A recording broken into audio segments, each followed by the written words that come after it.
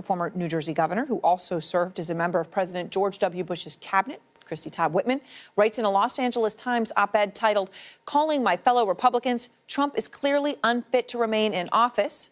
Quote, "I am a lifelong Republican. I have campaigned and won as the member of the party, and I have served more than one Republican president. We must put aside the GOP label, as hard as that may be, and demonstrate the leadership our country needs by calling on the president to step down." Not mincing words, not trying to hide behind nuance. That's a clear statement. And Christine Todd Whitman is out front. I appreciate your time. Look, I know that this took a lot for you to write, but I mean, just so people know, you weren't a Trump supporter. You'd come out and said, look, I voted for Hillary Clinton. But now you're coming out with this step down and you're doing it now. What made you decide to do this now? Well, the final straw for me was the way he behaved over in Europe for the EU and NATO meetings, when he basically dissed our allies and set them aside and embraced Putin. And when you take the oath of office, you agree and hold up your right hand and swear to protect and defend the Constitution of the United States against all enemies, foreign and domestic. Putin is an enemy. He is not going to be our ally. Talking to him is fine. Nothing against that. But to fawn over him the way the president did, to set aside our allies, to throw everything into uncertainty on the people who are, for the people who are on our side, in order to appear more closely allied with somebody like Vladimir Putin, that's just not good for the country. So Republican voters, as you know, strongly back President Trump. Paul Begala was just raising this point, right? He was saying, I believe his 88, our latest polling is 82%. No matter how you look at it, it is a stratospheric approval rating among Republicans. That's the key. There's such a small percentage of the registered voters. But if you get all the Republicans to vote for him, he can win again. But if you're only 29%, yes, he can. Oh, I don't doubt that he can. But if you're only 29, and now I've heard 26% of voters identify as Republicans. So if you're talking, yes, if you get that out, it's a serious block. But that's a small percentage of the overall potential electorate. You're talking about the Trump base. The Trump base, the Republican base, those who self-identify as Republicans now are between 26 and 29%. 30% as Democrats say they're Democrats, and 40 as independents or unaffiliated.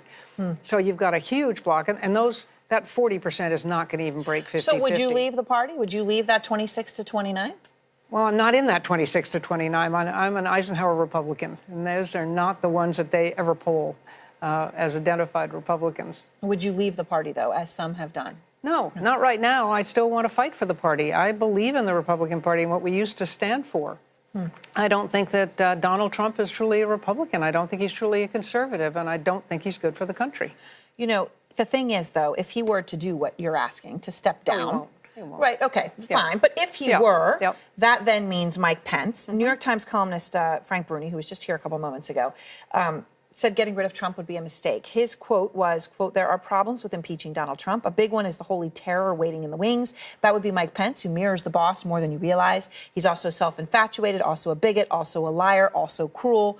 All right, that's one person's very strong point of view. Right. But let's be clear, Mike Pence has a very strong point of view on things like abortion. Oh, yes. The law on gender and gay and lesbian relationships in Indiana. He has a strong point of view, which his boss actually does not seem to have on those issues in the same way. No. Would you be willing to take Pence over Trump? I don't think he will tweet us into a war or a difficult situation. I don't think he would disrespect the Constitution. I am not a fan in the sense that I don't agree with any of those positions that he's taken. But you would take those positions. But for the next 2 years, I'd live with those positions.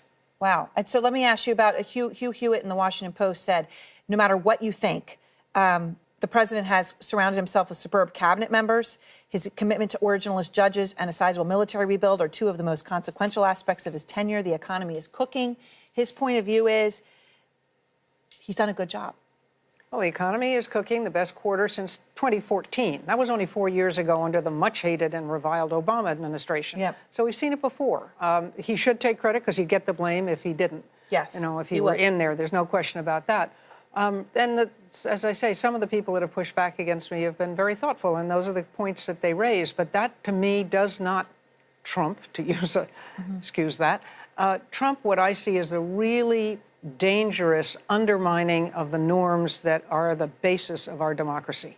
this idea about false news. It scares me when the President of the United States will stand up and say, don't believe anything you see or anything you hear. All news is fake. Only believe me. That should scare people to death. That's not the kind of country we are.